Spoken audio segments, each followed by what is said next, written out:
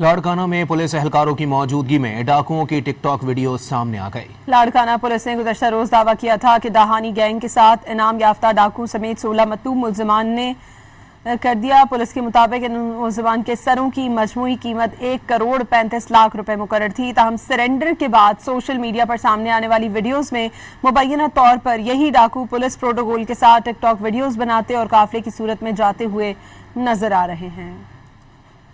लाड़काना में पुलिस एहलकारों की मौजूदगी में डाकुओं की टिकटॉक वीडियो सामने आ गई। लाड़काना पुलिस ने गुज़श्ता रोज दावा किया था कि दाहानी गैंग के साथ इनाम याफ्ता डाकू समेत 16 मतूब मुल्ज़िमान ने कर दिया। पुलिस के मुताबिक इन मुल्ज़िमान के सरों की मजमूई कीमत 1 करोड़ 35 लाख रुपए मुकर्रर थी। ताहम सरेंडर के बाद सोशल मीडिया पर सामने आने वाली वीडियोस में मुबैना तौर पर यही डाकू पुलिस प्रोटोकॉल के साथ टिकटॉक वीडियोस बनाते और काफिले की सूरत में जाते हुए नजर आ रहे हैं।